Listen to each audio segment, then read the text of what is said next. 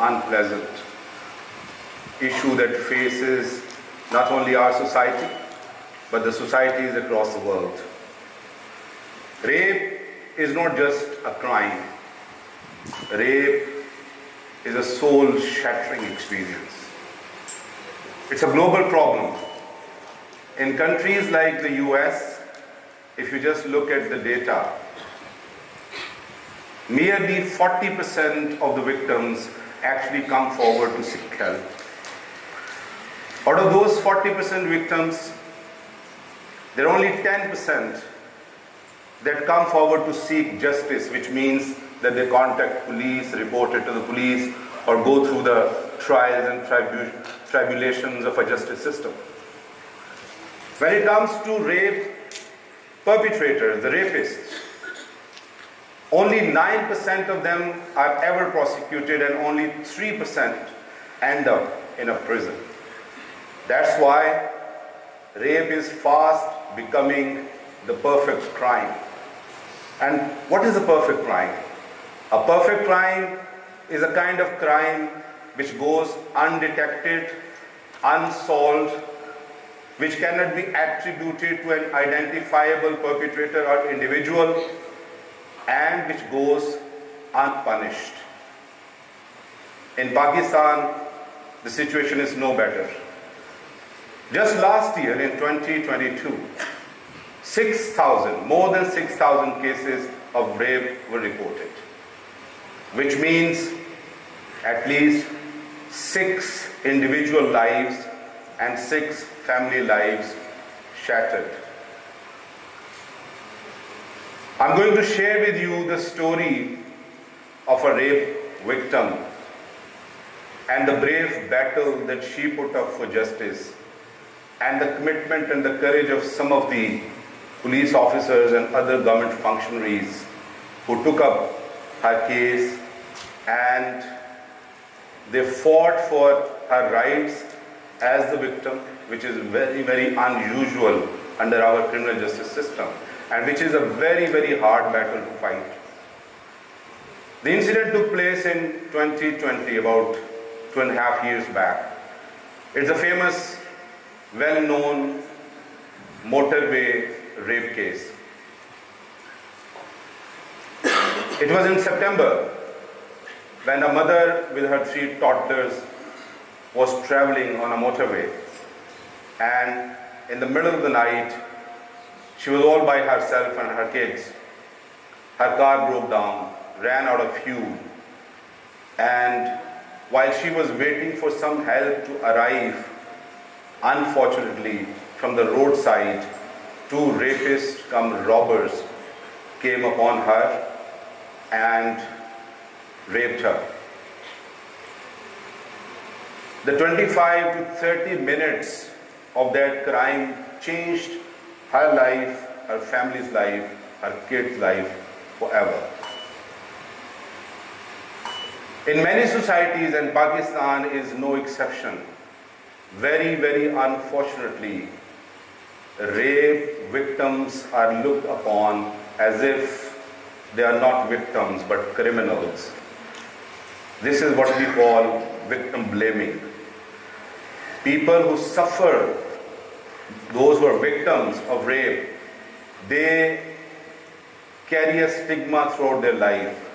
So the situation with this victim was no different. When the police arrived and she was taken to a police station, she begged the police that she wants no action. She wants to forget it. But obviously, the police had their own responsibilities. They talked to her, and finally she was convinced that at least she should make a report. But the police officer on the site showed some extraordinary and unusual wisdom. Learning that she was not willing to be known as a rape victim, they withheld her identity and they used a pseudonym in the FIR, which was not her real name.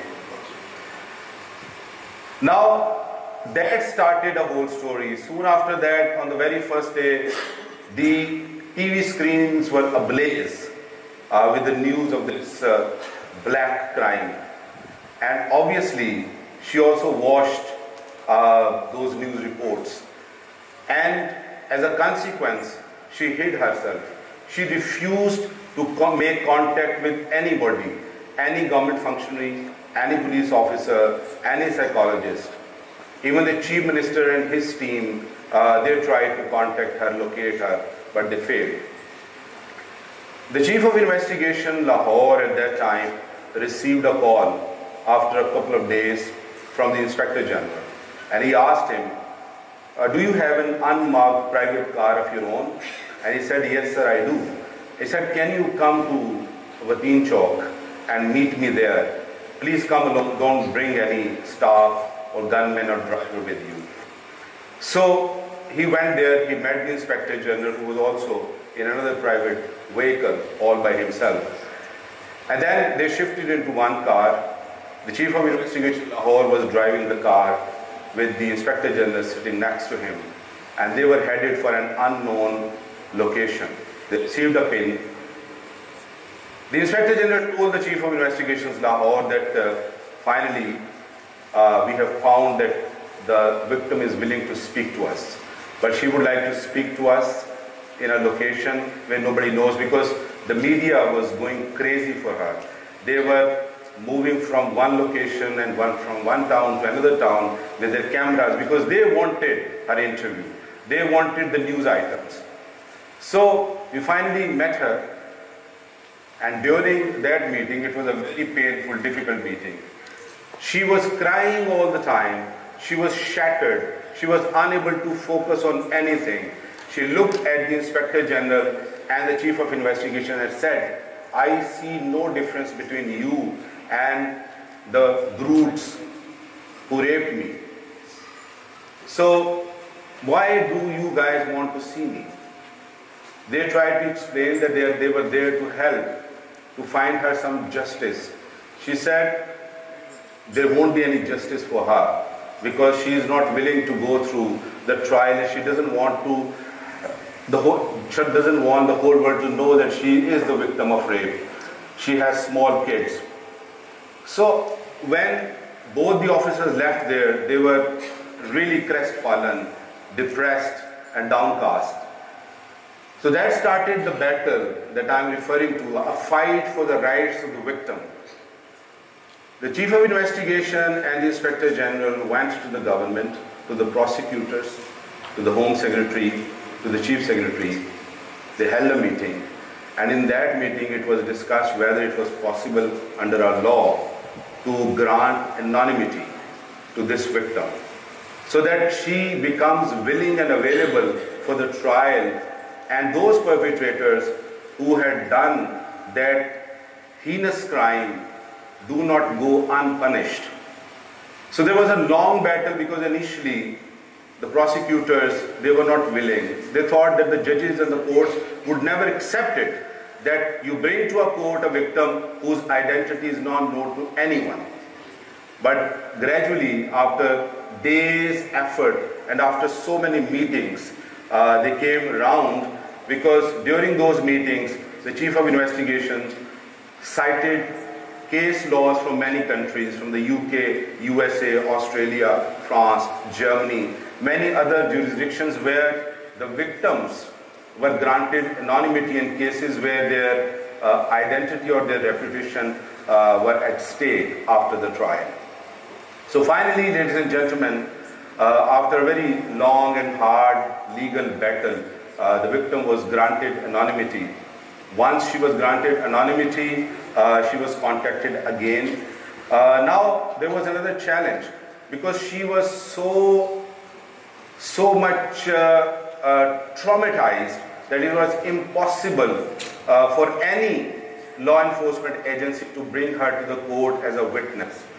So the then team arranged for her psychological support. Two female police officers who were very well educated. They were associated with the investigation team. They also sought help from the professionals, and gradually, over weeks and weeks of therapy, the victim was able to come to the court. Now, before I conclude, let me just share with you the outcome of this trial. The trial was not easy either, because there were many objections by the defense that we do not know if she is the same victim whom the police says was the victim of rape. So there were many challenges along the road, but the team was lucky that the judges actually understood the position of the victim, because without a court understanding the rights of a victim, you can never have a very good trial. So finally, both the perpetrators who were arrested, they were given death penalty. They are on the death row, and we hope that someday they would hang.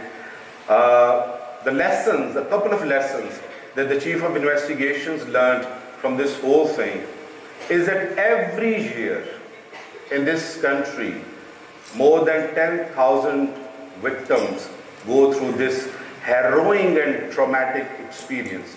The story that I'm sharing with you, ladies and gentlemen, is the story of one victim whose soul was shattered into a million pieces. Just imagine the lives of those 9,999 victims who live among us in this society and do not get that anonymity that the Team Lahore got this particular victim. While I stand before you today, I think to myself, was the Chief of Investigation of that time, 2020 in Lahore, was able to do enough for the victim? And I honestly tell you, he honestly feels that he was not able to do enough.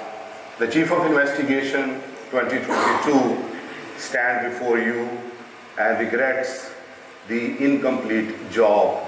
We must bring this anonymity and protection of rights to every single victim of rape in this country. Police and government alone cannot do this, ladies and gentlemen, unless you take part in this process. Thank you very much.